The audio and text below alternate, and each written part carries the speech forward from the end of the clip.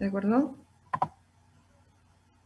Bueno, entonces vamos a comenzar con la clase de hoy, que es la de genealogía, tejidos y órganos del sistema inmunitario. Bueno, entonces, recordemos que, bueno, pues el sistema inmune tiene diferentes desafíos para que nos logre la supervivencia, ¿no? Entonces, uno de los grandes desafíos, pues, es que tiene que responder con rapidez. Sabemos que en la respuesta inmune adaptativa tenemos una gran variedad de linfocitos vírgenes, pero no tenemos como demasiados de cada especificidad, entonces estos se tienen que estimular para que puedan proliferar, para que hagan su selección y se multipliquen. Y sabemos que una de las características del sistema inmune es que tanto anticuerpos, linfocitos efectores, etcétera, todas nuestras células del sistema inmune deben localizar a los microbios o a estos agentes que no deben de estar ahí en sitios distantes, ¿no? Entonces, tenemos diferentes protagonistas. Los linfocitos, bueno, son los grandes protagonistas de la inmunidad adaptativa. Sabemos que tenemos variantes, las más conocidas, por los linfocitos T, CD8, que son los que llamamos citotóxicos. Tenemos los linfocitos B, que son los que van a ser productores de inmunoglobulinas. Tenemos, bueno, diferentes células reguladoras. Estas ya cada vez se conocen más variantes de los linfocitos T. Y tenemos las células TCD4, ¿no? Las CD4, que tenemos diferentes variantes, las CD4 son las que conocemos también como T-helper, para que no se confundan, ¿de acuerdo? Entonces, cuando ustedes lean sus textos, las CD4 frecuentemente las refieren como las T-helper y los CD8 como los linfocitos T citotóxicos. Entonces sabemos que el origen de las células, bueno, pues la mayoría se van a originar dentro de la médula ósea, en las células madre hematopoyéticas. Y en la época fetal, pues en el hígado principalmente. Y aquí tenemos, bueno, podríamos, por ejemplo, ver que sobre todo los linfocitos B del sistema inmune adaptativo son los que se van a desarrollar en la médula ósea. Todos los fagocitos, que aquí consideramos que son los que tienen la capacidad de fagocitar, el monocito, el eosinófilo, el neutrófilo, todos estos van a tener su origen en la médula ósea, obviamente pues además de lo que son glóbulos rojos y plaquetas. Entonces, sabemos que el sistema inmunitario en general se va a distribuir a lo largo del cuerpo, sobre todo el sistema inmunitario innato, a través del torrente sanguíneo. Esta diapositiva pues está como muy clara. Aquí podemos ver al sistema inmunitario innato, que es el que se considera con una respuesta más rápida. Dentro de estos consideramos, bueno, principalmente los fagocitos, que son los macrófagos, eosinófilos, neutrófilos.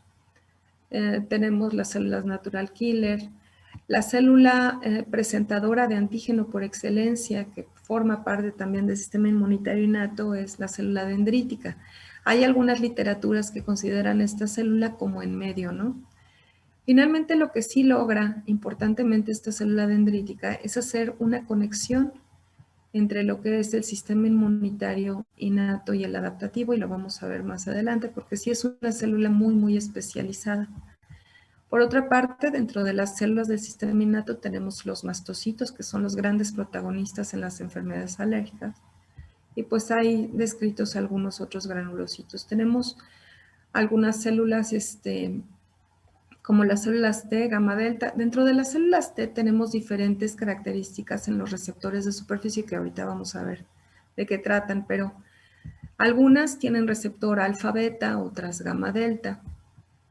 Las que por lo general vamos a estar refiriéndonos son a las alfa beta. Y las natural killer también son consideradas como en esta sombra en medio de ambas inmunidades.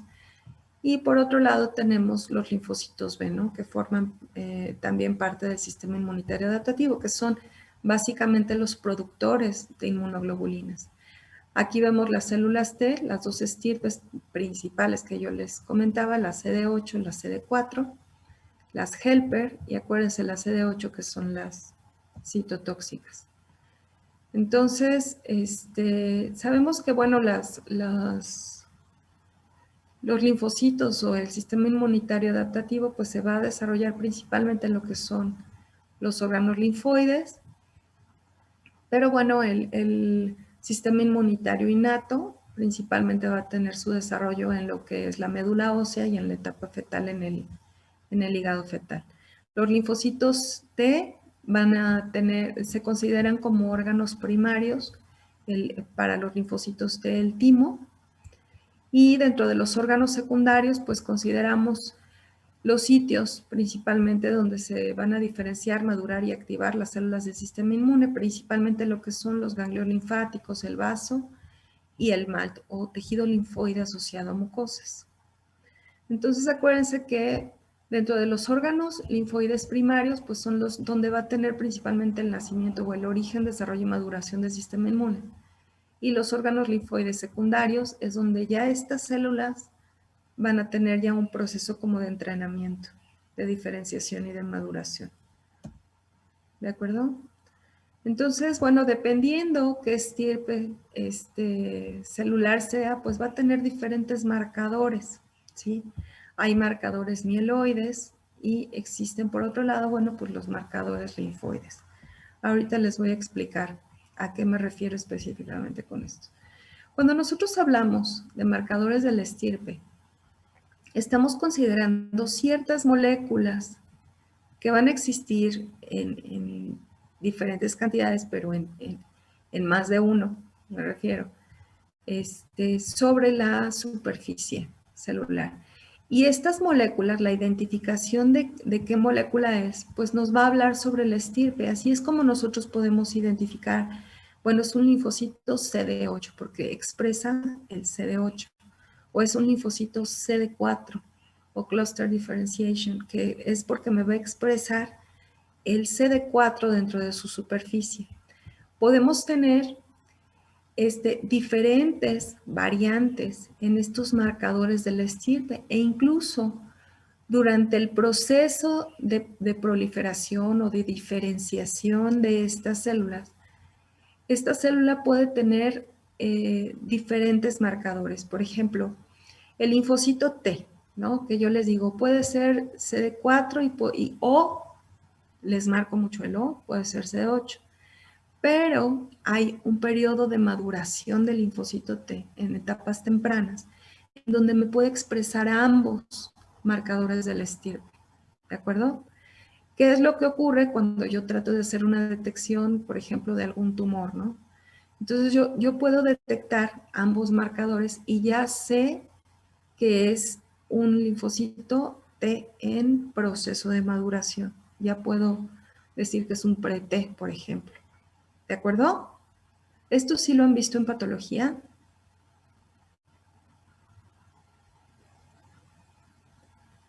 ¿Alguien me puede contestar? Creo que aún no. No. Bueno, pero sí queda clara esta parte. Sí, ¿Sí? Ok, bueno, entonces acuérdense que va a haber diferentes marcadores, no es solo uno, aquí les ponen uno nada más como para esquematizar, pero bueno, pues tiene varios, ¿no? De estos. Entonces sabemos que también a través de estos marcadores se les van a dar indicaciones a las células de activación, de inhibición o de apoptosis. Por ejemplo, la apoptosis es la muerte celular programada. Entonces también a través de esto, cuando por ejemplo un linfocito, bueno, ya terminó el estímulo, le puede recibir señales a través incluso de los macrófagos ya de inactivación, ya tu función terminó, entonces es punto para que ya mueran ese grupo de células. ¿De acuerdo? Entonces, digamos que también tiene una función muy, muy importante en el proceso de regulación. Aquí les pongo, bueno, los diferentes marcadores, unos ejemplos, porque hay muchísimos más marcadores. Pero aquí, sobre todo, aquí vemos que hay algunos receptores de muerte para la célula, algunos, vamos a ver ya más adelante algunos inductores muy, muy específicos de apoptosis. E incluso, por ejemplo, a través de estos marcadores, si se acuerdan en el esquema anterior que les mostré, pues podemos ver el HLA, ¿no? O el complejo mayor de histocompatibilidad. Y también, sobre todo hablando de enfermedades, que bueno, pues cuando yo empezaba a estudiar medicina, yo me acuerdo que decía, bueno, ¿y a qué hora vamos a ver las enfermedades? Sí, es importante que tengan estas bases porque también dependiendo qué marcadores, que estos muchos están determinados genéticamente, podemos saber qué poblaciones, por ejemplo, tienen más riesgo de tener artritis reumatoide o qué poblaciones tienen más riesgo de presentar lupus o más riesgo de cierto tipo de cánceres. Sí se puede saber porque, se empiezan a aplicar análisis estadísticos y se observa que mayor frecuencia, por ejemplo, de un HLA-DR me puede dar más riesgo de enfermedades autoinmunes o de artritis reumatoide, por ejemplo. Entonces, si se fijan aquí, pues ya no es solo la comunicación entre las células y todo, sino también la repercusión que va a tener en el proceso de salud de enfermedad el paciente a través de la expresión de estos marcadores en su superficie celular. ¿Sí? ¿Vamos claros? Sí, doctora. Sí, doctora. Bueno, entonces aquí les pongo, bueno, pues algunos de los más representativos. Entonces, si yo de repente a través de mi citometría de flujo, que bueno, es una manera de detectar qué célula es la que estoy viendo, es un estudio que se hace por computadora, es muy sofisticado, vamos más adelante a ver eso. Pero si yo detecto en esa superficie de la célula un CD3, bueno, pues ya sé que estoy hablando de una célula T, por ejemplo, ¿no?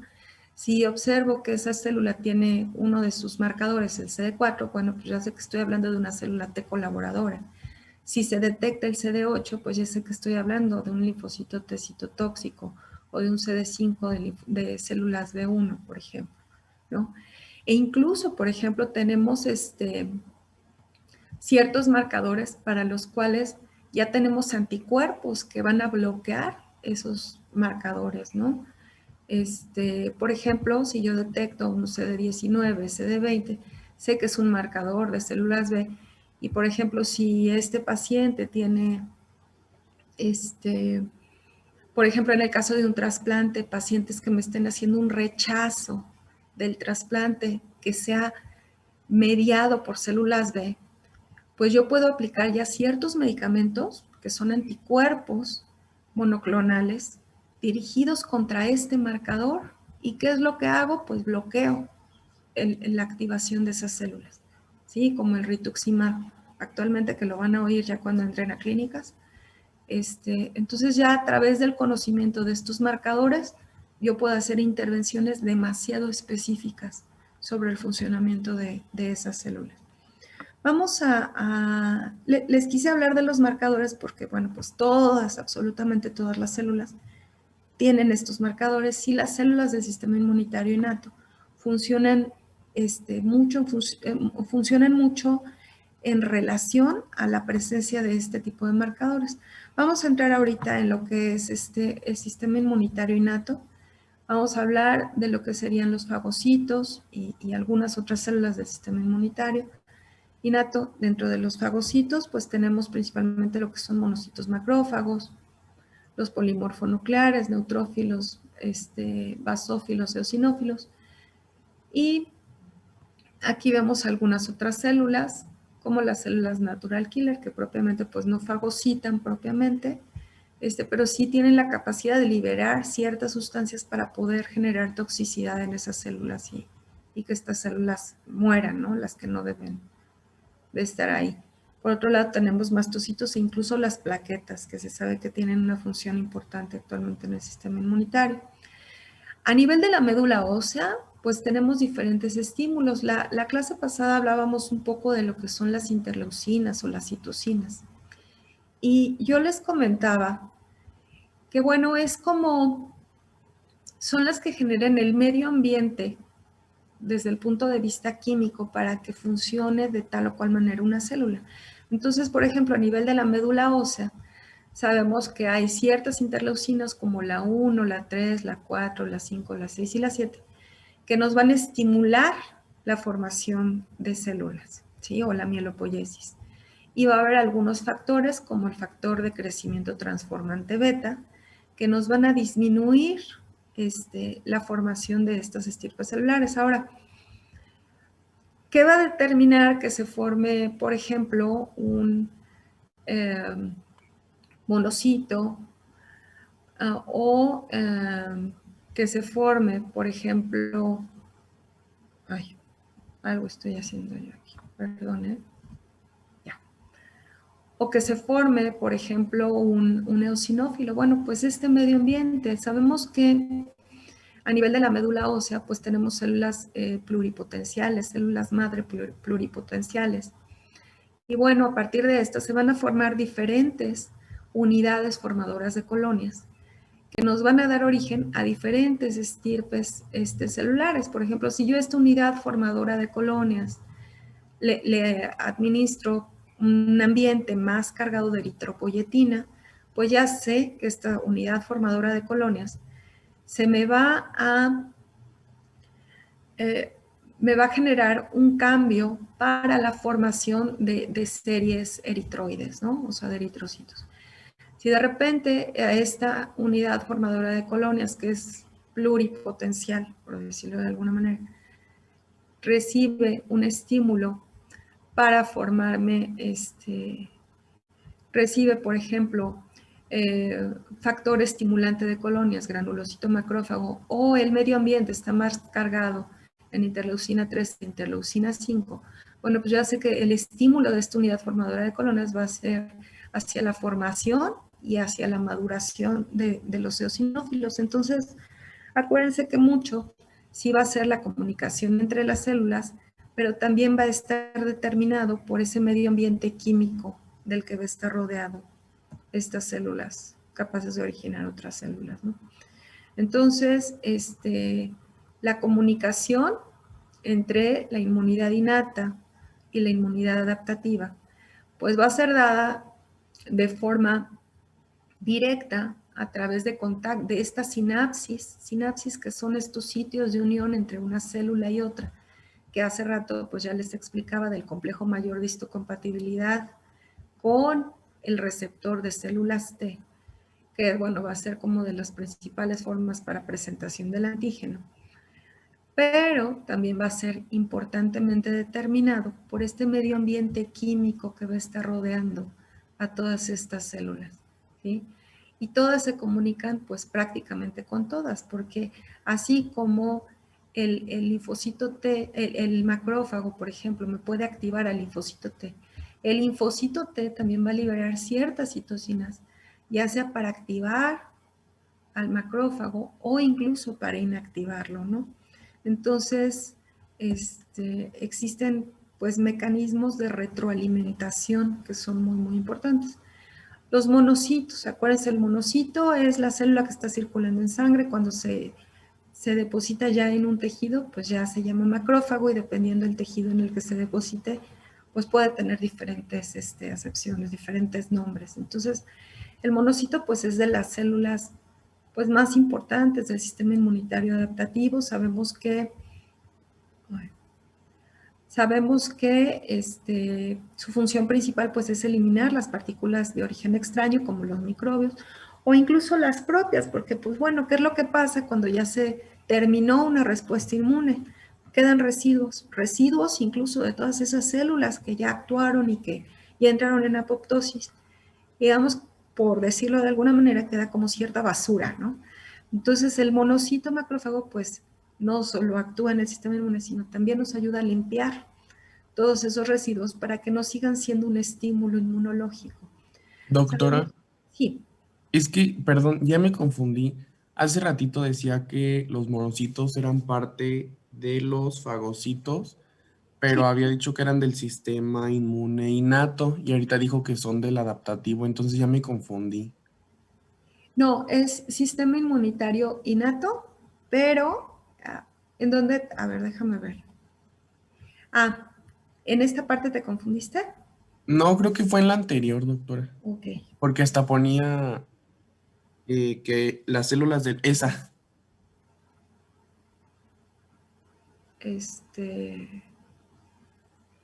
No, los macrófagos son células del sistema inmunitario innato, pero aquí vamos a ver. Aquí esta diapositiva es la que te puede confundir. Realmente esta diapositiva es básicamente para enseñarles cómo estas células del sistema inmunitario innato, forma parte del sistema inmunitario innato, pero se comunica con el sistema inmunitario adaptativo, ¿de acuerdo? E incluso lo puede regular. Aquí están las citocinas que pueden regular a los linfocitos T del sistema, que forman parte del sistema inmunitario adaptativo. Acuérdense, sistema inmunitario adaptativo básicamente son linfocitos T y B, ¿de acuerdo? ¿Sí? Ok, sí, gracias, doctora. Sí, pero se regulan. Tanto sistema inmunitario innato como adaptativo se regulan entre ellos. ¿Sí? Bueno. Doctora, perdón que me interrumpa. Sí. Sobre esa diapositiva que acaba de explicar, bueno, mencionó que había una comunicación entre el sistema inmunitario innato y el adaptativo. Solo que me perdí en qué era lo que los hacía que se comunicaran entre ellos. Acuérdense que puede haber una comunicación directa a través de los receptores, en este caso del complejo mayor de histocompatibilidad del sistema inmunitario innato. Acuérdense, todas las células expresan moléculas en su superficie que se llaman complejo mayor de histocompatibilidad, o el MHC, que es lo que yo les comentaba la vez pasada. Todos tienen como su credencial de lector. Pero las células del sistema inmunitario innato tienen además, en general las células del sistema inmunitario tienen, además de la credencial de lector, tienen una identificación que se llama, digamos que sería como su credencial, lo que decíamos antes que era la charola, ¿no? De los policías. ¿Sí? Tienen aparte como su credencial de que pertenecen al sistema de seguridad. ¿Sí? Sí. Entonces, a través de estas credenciales es cómo se van a comunicar importantemente entre célula y célula. Aquí, por ejemplo, les pongo, es que nos vamos a, bueno, les voy a explicar. Entonces, todas las células tienen este MHC. Este MHC va a ser determinado por una parte del cromosoma